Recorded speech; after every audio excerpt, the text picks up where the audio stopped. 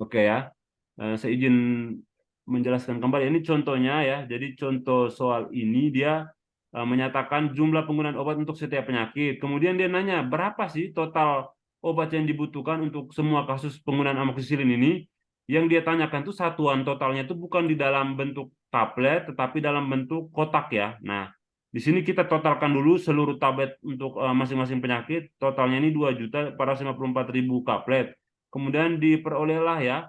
Di sini kita cari dulu. Kalau di soal misalnya sudah diketahui dalam satu kotak itu ada 100 kaplet. Biasanya kan rata-rata satu kotak itu 100 tablet atau 100 kaplet ya.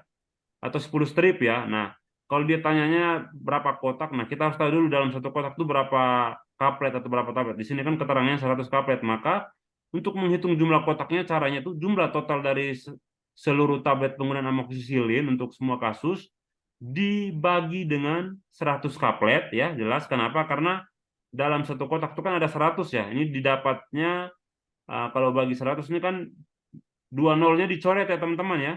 Jadi 2.454.000 ini dua nolnya dicoret, dapat hasilnya itu 24.540 kotak. Nah, jadi penggunaan obat amoksisilin 500 mg untuk semua kasus kalau ditanyakan dalam bentuk kotak adalah 24.540 kotak. Gampang ya teman-teman ya. Harusnya bisa ya. Halo? Halo? Halo? Puyeng bang ya Puyeng. bang. Puyeng ya Mbak ya. Sebenarnya sederhana aja sih karena satu kotak itu 100 kaplet Mbak Ivana.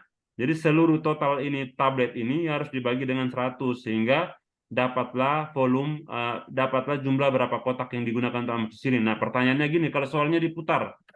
Misalnya ini jumlah seluruh tablet untuk penggunaan amoksisilin, terus dia tanya berapa strip yang digunakan. Dengan catatan satu strip itu 10 tablet. Jadi bisa nih di sini dibagi dengan 10 dikali satu strip ya. Jadi di sini kan 100 kaplet satu kotak. Kalau misalnya ditanya strip berarti dibagi dengan 10 dikali dengan satu strip. Maka dapatnya berapa? 245.540 strip. Kayak gitu ya teman-teman ya.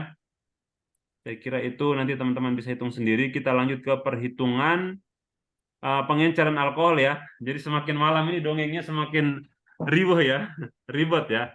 Jadi untuk pengenceran alkohol, saya mau bikin contoh yang sering sekali kita dapat pada saat kuliah dulu ya, teman-teman harusnya masih ingat untuk pengenceran alkohol. Nanti habis ini kita variasikan dengan apa ya, diskusi terkait bekal ujian yang memang sifatnya bukan hitung-hitungan. Saya kira kalau hitung-hitungan terus semakin puyeng nih. Nah, di sini kita bikin ya volume untuk perhitungan uh, pengenceran itu kalau untuk larutan itu biasanya kan V1N1 ya sama dengan V2N2 ya. Masih ingat teman-teman? Halo? Halo? Lupa bang, udah nggak ingat. Lupa ya. Ini contoh soalnya ya. Misalnya diketahui etanol ya. Etanol ini mohon maaf nih. Aduh, ini tulisannya tidak secanggih tablet jadi kayak ginilah takaraya. Etanol adanya 96% ya. Terus kita itu pengen bikin pengenceran etanol 70% ya. 70% sebanyak 100 mili. Nah, ya. Pola pikirnya teman-teman, kalau kita bikin etanol 70% dari 100 mili, kita encerkan dari etanol berapa persen? 96. 96 ya. Ya, jelas kalau misalnya nih ada pilihan selain 96 ada juga ini contoh aja ya di laboratorium nih. Ada alkohol yang lebih encer lagi. Kita pengen membuat 70%, kita ambil dari 96% atau 50%? 96. Oke, logika berpikirnya sudah bagus. Nah, jadi di sini kita bikin V1N1, V2N2. Anggaplah V1 ini belum diketahui. Kemudian N1 ini konsentrasi 96% dari alkohol yang tadi ya. 96%. Kemudian V2 ini udah tahu berapa tadi? 100 mili ya. 100 mili. Terus N2-nya berapa teman-teman? Ada yang bisa bantu? 70. 70%. Oke. Maka V1 sama dengan, ada yang bisa bantu? 100 kali 70 berapa? 70 itu 700 ya? 700 7.000 ya? ya. 7.000 ya teman-teman ya. 100 kali 70 ya. 3 ya. 7.000. Dibagi 96. 96. Berapa yo? Bisa nggak? Coba deh, dikira-kira aja 96 kali 10 kan 960 nggak mungkin. 96 kali 8 coba deh, biar hitungannya bisa dapat cepat. Karena pilihan jawaban itu tuh kan nanti A, B, C, D itu kan angkanya beda-beda tuh. Jadi teman-teman coba aja, misalnya 96 dikali 8. 8 ke 6, 48. 8, 4, 9 kali 8, 72, 76. Belum, 96 kali 6. 6 kali 6, 36. 6, 3, 9 kali 6, 54, 54, 57. Nah, ada yang sudah dapat teman-teman? Kira-kira berapa 700 bagi 96? Kalau pakai hitung-hitungannya manual? 70. Ya, 7.000 bagi, maaf, 7.000 bagi 96? 70-an ya? Sekitar 70-an ya teman-teman ya? Iya. Tepatnya sih 70-an, 72,9 sekian lah ya. Nah, intinya gini teman-teman. Teman-teman kan sudah mencoba untuk kalau biar nanti pada saat ujian tuh hitungannya nggak perlu semanual ini. Ini misalnya nih ada A, ada B, ada C, ada D nih pilihan jawabannya. A ini misalnya volumenya misalnya di sini 80 mili yang 96%. Di sini misalnya 90 mili. Di sini sekitar 70-an. Di sini 60-an ya. Nah, teman-teman kan tadi saya bilang kalau misalnya biar cepat, diandai-andai aja 96 dikali 8 itu kan hasilnya masih lebih dari 7 ribuan ya. Nah, 96 kali 7 itu dia mendekati 7.000. Jadi emang jawabannya ini C gitu ya teman-teman ya. Itu cara cepatnya kalau misalnya teman-teman mau hitung manual 7.000 bagi 96 kayak pakai yang cara kayak gini nih. Nah, ini juga boleh ya. Bagi 96 nih. Nah, ini pun boleh. Yang jelas teman-teman harus berlatih cara perhitungan yang menurut teman-teman paling mudah. Tapi prinsipnya yang dipakai kayak gini. Jadi singkat kata, untuk membuat alkohol 70% itu ngambil 72 mili alkohol 96% ditambahkan dengan Aquades ya, add 100 mili. Jelas teman-teman?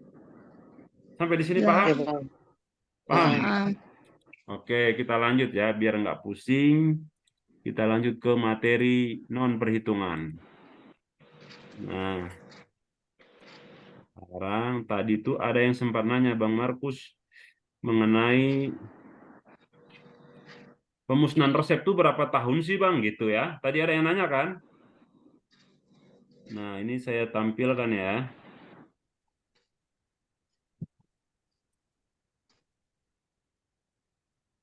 Ini saya tampilkan. Bentar. Nah, itu tercantum dalam Peraturan Badan Pengawas Obat dan Makanan Nomor 24 Tahun 2021 ya. Ini coba. Bang, belum share screen, Bang. Oh, belum share screen, maaf. Saya pikir sudah share screen. Nah, sudah muncul? Muncul ya, teman-teman ya. Sudah. Bentar. Ini kok dia kok nggak mau keluar ya? Bentar ya, ini saya minimize dulu. Pemusnahan kata kuncinya. Pemusnahan.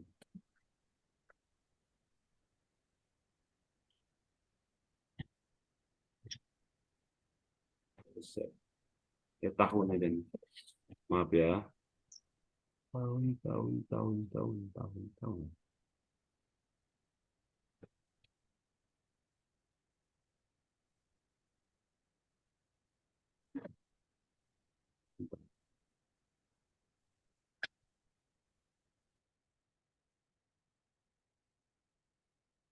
Bentar ya, ini.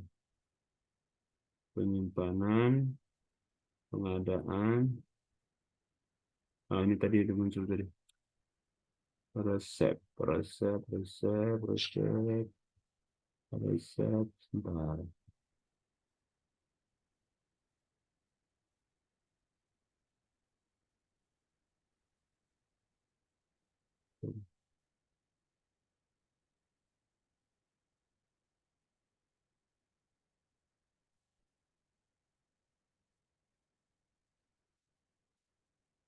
Sorry ya, teman-teman, ini soalnya tadi saya harus pakai kata kunci ini banyak sekali soalnya. Pelayanan, resep.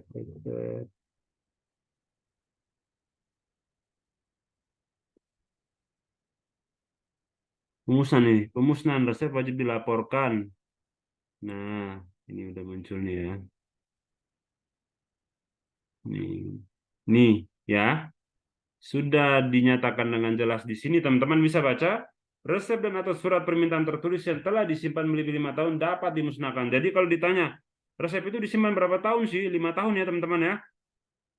Ini saya Iya. ngomongnya dengan dasar yang jelas peraturan Badan POM ya. Pemusnahan resep itu dilakukan dengan cara dibakar atau dengan cara lain yang sesuai oleh apoteker penanggung jawab dan disaksikan sekurang-kurangnya oleh seorang petugas fasilitas pelayanan kefarmasian. Pada pemusnahan harus dibikin berita acara ya. Dah. Kemudian di sini ada penyerahan produk rantai dingin atau cold chain produk. Sebentar. Dari sini sih sebenarnya ada beberapa info yang bisa kita ambil sih. Ini pengembalian ya. Pengembalian. Nah, di sini ada beberapa kondisi. Pengembalian obat juga dapat dilakukan dari farmasi atau unit antara lain rawat inap, rawat jalan, kamar operasi, instalasi gawat darurat. Ini pada saat pendistribusian kemudian dikembalikan itu dalam kondisi apa saja? Dalam kondisi obat rusak atau kadaluarsa, kemudian dalam pengalian penggunaan antar depo atau unit, terus sisa penggunaan dari pelayanan ya. Di sini ada pemusnahan. Ini udah, pelaporan juga udah. Ya. Ini udah terjawab ya tadi kisi-kisi dari Mina ya. Kemudian mengenai kode nomor registrasi TR ya. Kalau kode nomor registrasi TR itu dia berlaku untuk nomor registrasi obat tradisional ya teman-teman ya. Ini saya coba buka cepat aja ya. Jadi tolong dicatat juga oleh teman-teman sekalian. Jadi kalau ada kode TR, TR itu adalah pengkodean untuk nomor registrasi obat tradisional. Jadi jangan sampai bingung ya.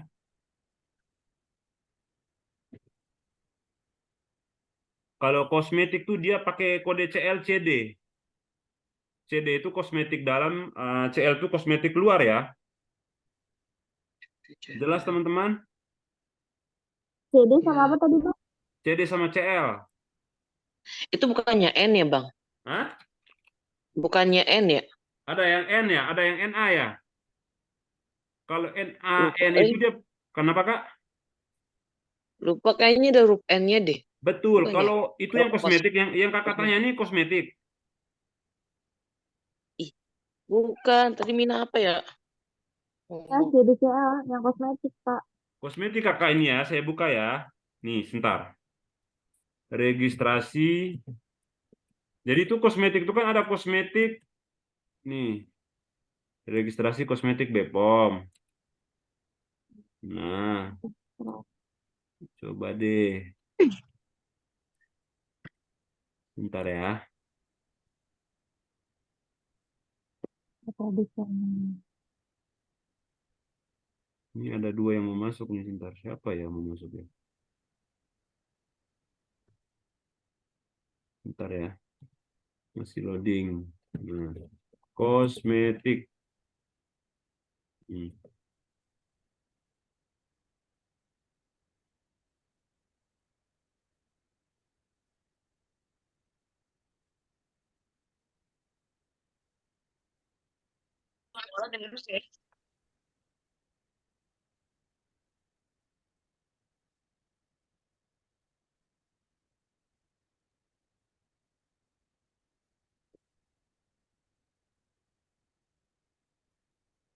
Registrasi kosmetik. Hmm.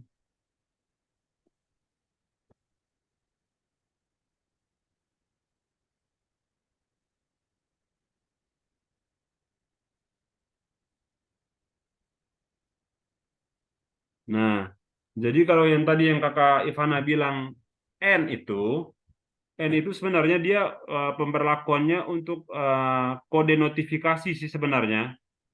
Kode notifikasi kosmetik. Nah, ada namanya kode registrasi kan. Kode registrasi sama kode notifikasi itu dia beda. Sebentar ya. Kosmetik di sini punya istri. Nanti coba deh teman-teman lihat kosmetiknya. Jadi kalau misalnya kosmetik itu buatan dalam negeri, biasanya sih kalau dulu sih dia pakai logo CD ya. Kalau enggak dia pakai, bisa juga pakai nomor notifikasi ditandai dengan nomor N, diikuti dengan 11 digit ya. Itu aja sih untuk kosmetik. Kalau obat tradisional itu dia pakai kodenya TR ya, obat tradisional. Bisa sih obat tradisional. Nah, ini saya izin share screen ya. Aduh. Nah, sebentar.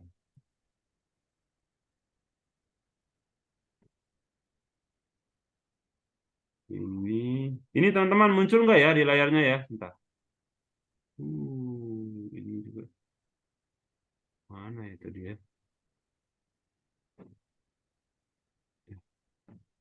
Ini malah kemana-mana. Nah, ini teman-teman yang warna kuning muncul nggak ya? Kelihatan nggak ya? Halo? Kelihatan Bang. Nah, Kelihatan. jadi ini TR ini obat tradisional lokal. Kalau T ini obat tradisional impor. TL itu obat tradisional lisensi. Tapi kalau di soal tuh biasanya keluarnya tuh TR sih. TR ini obat tradisional lokal. Ini diingat aja TI dan TL ini sebagai referensi aja. Kalau SD ini suplemen lokal, S ini suplemen impor. SL itu suplemen lisensi gitu aja. TR, TI, TL. SD, SI, SL ya. I itu impor, L itu SD ini suplemen lokal ya, atau SD ini sebenarnya kayak apa ya, suplemen domestik atau lokal ya. Itu kalau suplemen, tapi kalau obat tradisional itu TR ya. T itu untuk tradisional impor. Kemudian ini ada obat kuasi lokal, ini jarang sih ditanyakan. Oke, kita lanjut ya teman-teman ya. Berdasarkan kisi-kisi juga tadi, sebentar. Saya mau bagi tentang penyimpanan vaksin ya. Tadi ada yang nanya ya? Ya kan? Halo? Iya Bang, penyimpanan vaksin. Ya, bentar ya. Kalau mau di screenshot aja nanti silakan. Nah.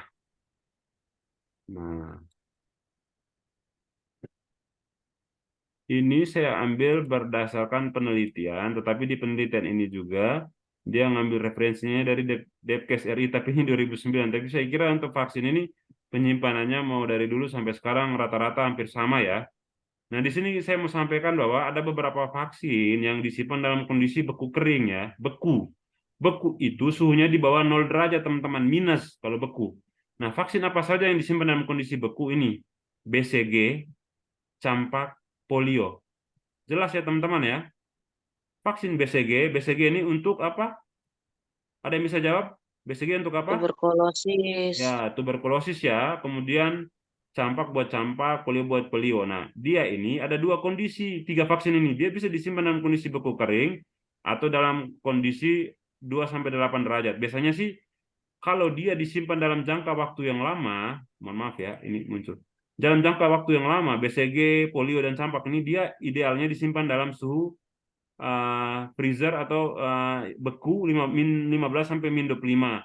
Tapi ketika dia di dalam proses distribusi, tentunya dia kan pakai itu ya, cool box ya, atau apa namanya, termos untuk didistribusikan. Misalnya di puskesmas itu kan tidak, dia harus membawa vaksin ini ke lokasi posyandu, misalnya pelayanan untuk penyuntikan vaksin itu kan dia membutuhkan jarak yang cukup jauh dan tidak mungkin dia bawa satu kotak freezernya itu dipindahin ke desa lain, kan nggak mungkin. Jadi dia pakai cool box. Nah, di cool box itu suhunya kisarannya 2-8. Jadi vaksin beku kering ini masih diperbolehkan disimpan di dalam suhu 2-8 ya. Ini suhu dingin ya. Kemudian vaksin yang lain itu DPT HB, hepatitis, TT ini tetanus toksoid ya teman-teman ya. Terus DT ini difteri toksoid. Difteri toksoid ini dia disimpan di suhu 2-8. Nah, di sini ada umur vaksin juga ya teman-teman ya. Ini ada umur vaksin juga. Saya kira ini sih sebenarnya tidak akan ditanyakan atau kecil kemungkinan ditanyakan. Nah, saya mau bilang terkait vaksin ini ada istilah VVM ya. VVM ini merupakan penjelasan dari indikator paparan panas ya yang memantau kondisi vaksin. Nah, VVN ini dia tertempel pada wadah vaksin. Nah, seperti ini teman-teman gambarannya. Ini mungkin aja akan keluar di soal.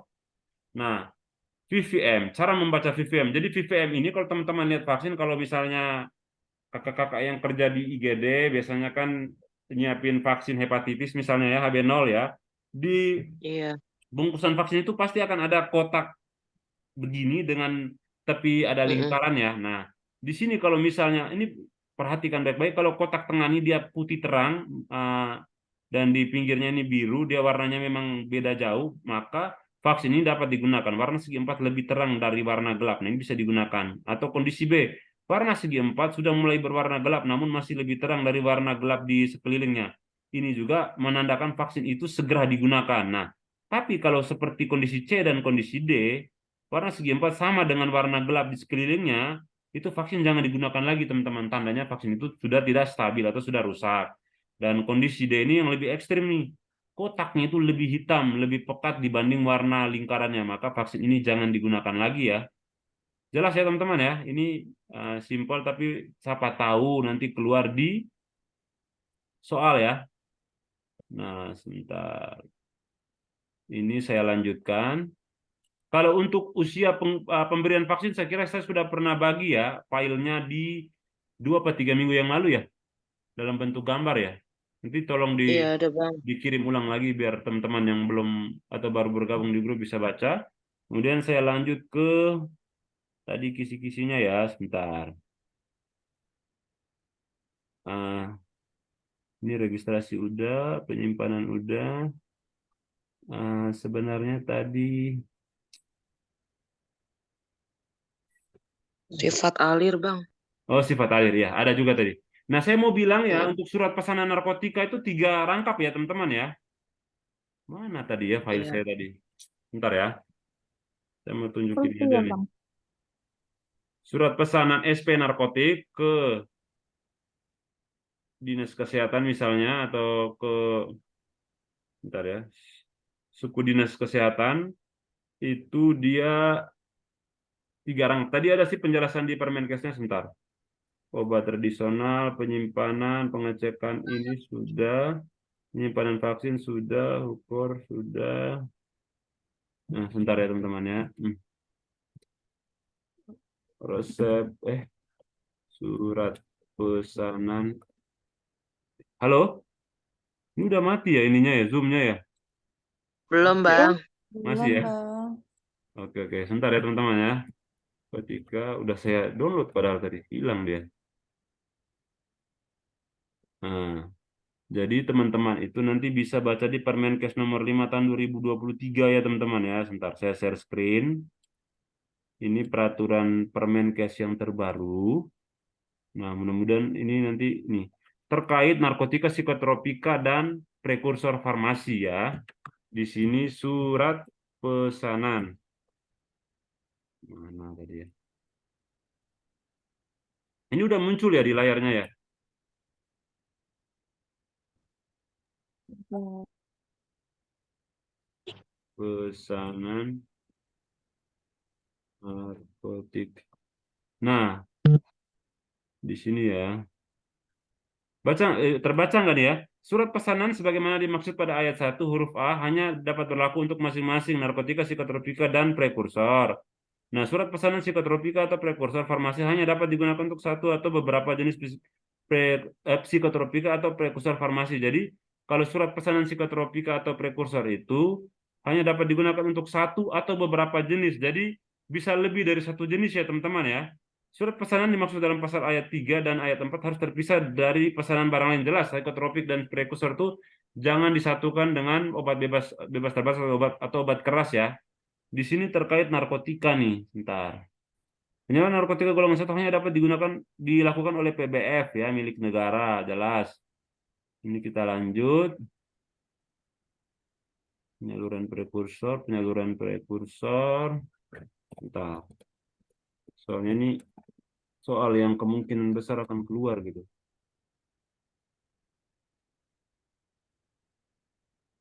Ini Surat pesanan sebagaimana dimaksud pada ayat 1 dibuat minimal 3 rangkap. Ayat 1 apa nih? Penyaluran narkotika, psikotropik, dan prekursor farmasi dalam bentuk obat jadi hanya dapat dilakukan berdasarkan surat pesanan dari apoteker penanggung jawab kepada Kepala Lembaga Ilmu Pengetahuan untuk kebutuhan penelitian dan pengembangan. Ini ya.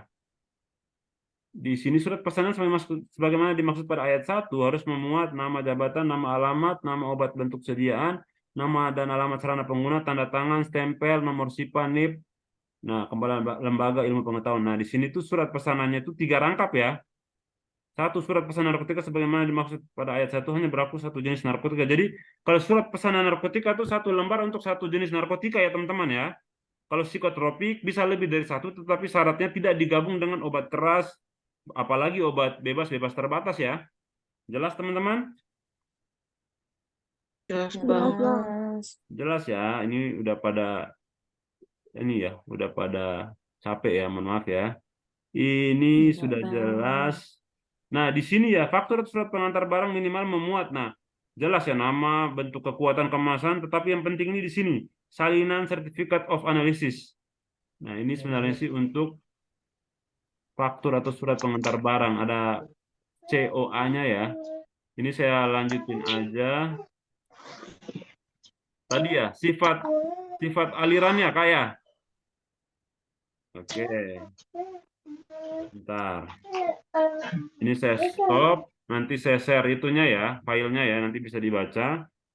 Tadi saya kira saya sudah simpan tadi untuk sifat aliran.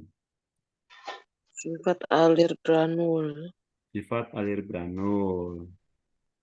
Mengalir sampai jauh ya kata Ivana ya. Bentar ya.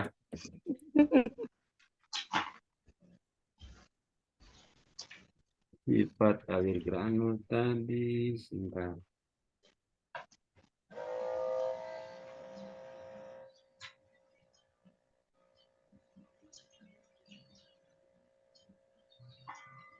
Sifat alir granul.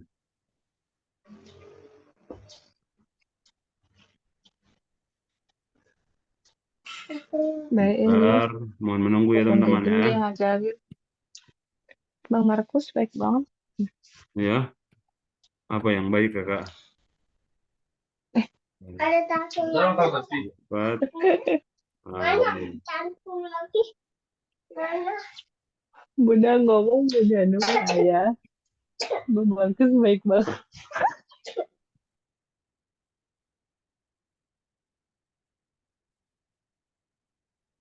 Bentar, keuntungan antara lain lebih ini. Sebentar ya. Ini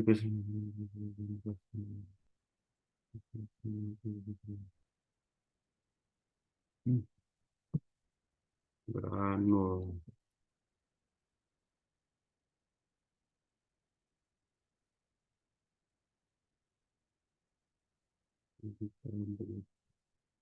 Jika sifat alir granul. Bentar ya teman-teman ya, tadi saya sudah sempat cari, tapi kok hilang gitu dia. Nah, jadi teman-teman untuk sifat alir granul ya, dia sih sebenarnya